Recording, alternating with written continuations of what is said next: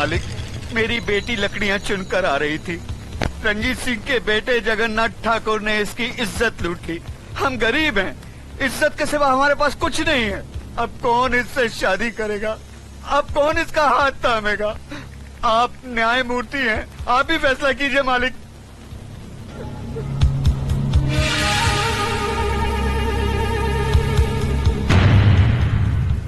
इस बात का कोई चश्मदीद गवाह है? मैं हूँ मालिक। तुम्हारा पायल से कोई रिश्ता है? जी हाँ, मैं इसकी काकी हूँ। तो फिर तुम्हारी गवाही नहीं मानी जाएगी। गवाही सिर्फ उसकी मानी जाएगी जिसने अपनी आंखों से देखा है, लेकिन इस लड़की के खानदान से उसका कोई रिश्ता ना हो। है कोई ऐसा साक्षी, ऐसा गवाह?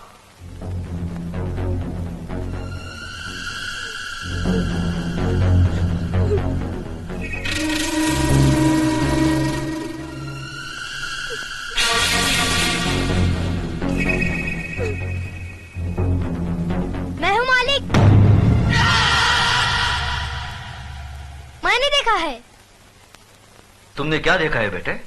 मैंने देखा कि ये इस दीदी को जबरदस्ती अपने कंधे पे उठाकर पंपशीट में ले गया और दरवाजा बंद कर दिया।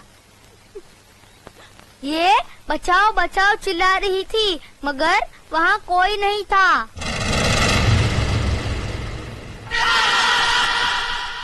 थोड़ी देर बाद जब ये बाहर आई तो इसके कपड़े फटे हुए थे और ये रो रो के कह रही थी कि मेरा सब कुछ लूट गया, मैं बर्बाद हो गई।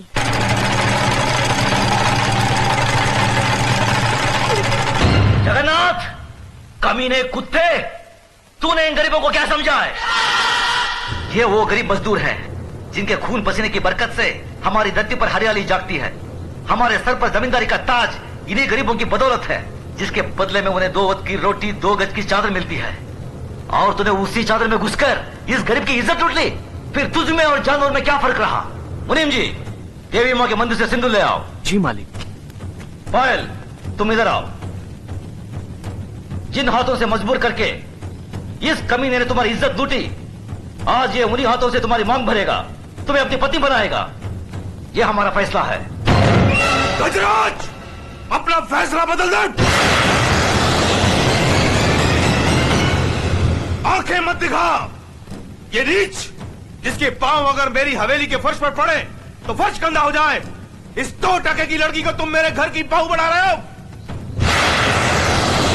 तो नहीं जानता, जमींदारों में तो ऐसी बातें होती ही रहती हैं। मजदूर औरतों और मालिकों के बीच में ऐसे खेल तो अक्सर होते रहते हैं। कोई अपनी बीवी नहीं बनाता उन्हें। खामोश! मजदूर औरतों की इज्जत जमींदारों के बाप दादाओं के कोई जागीर नहीं होती जिसे वो अपनी मनमानी करे, रोन दे, कुचले। इज्जत इज्जत होती है, चाहे वो किसी ठाकुर की बेटी हो या किसी मजदूर की। पागल हो गया तू? तुझे इंसाफ करने की अकल नहीं है। तेरा अंजाम बहुत बुरा होगा गजराज।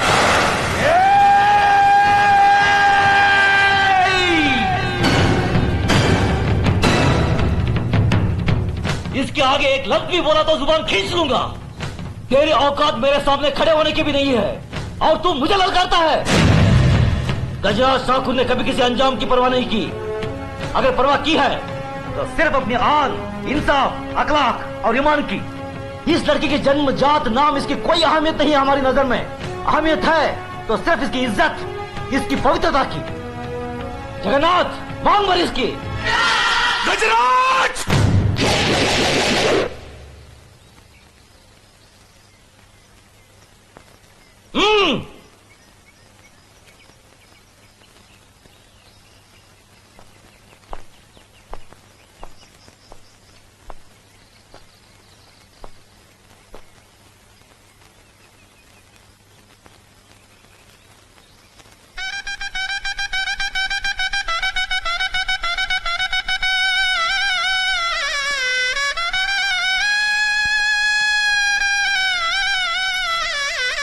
सदा सकी रहो बेटी। जगन्नाथ, अगर तुमने इसे कोई तकलीफ दी तो हमसे बुरा कोई नहीं होगा।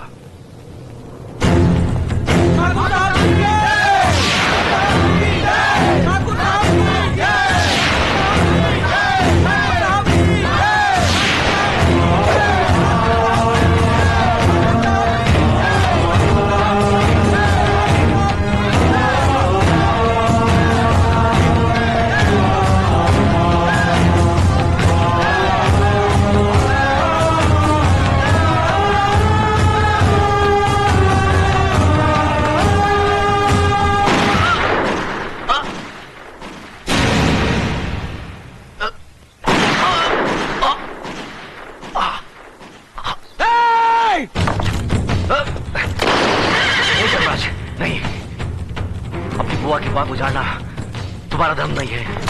बाबूजी, बाबूजी, भैया मेरे भाई को मार डाला, मेरे देवता समान भाई को मार डाला। ये क्या किया तुमने? ये कैसा अनर्थ किया?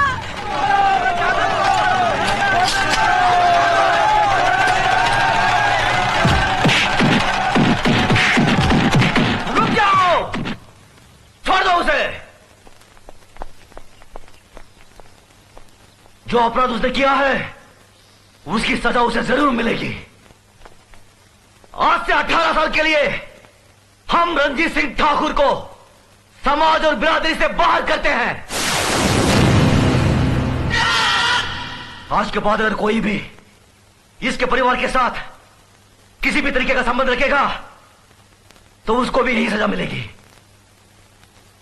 यह गजराज ठाकुर का फैसला है। भैया, भैया, बाबूजी, बाबूजी,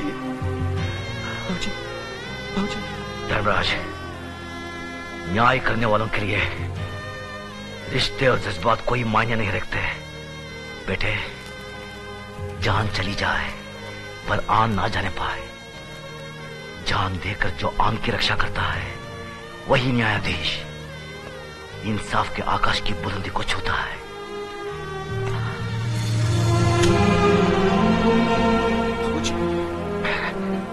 धर्मराज, आज से हम भरतपुर कस्बे के न्याय और इंसाफ की बागडोर तुम्हें सौंपते हैं। याद रखो बेटे, जिस दिन भी तुमने अनजाने में भी गलत फैसला किया तो समझ लो वही दिन तुम्हारी जिंदगी का आखिरी दिन होगा। बाबूजी, बाबूजी, भैया, बाबूजी।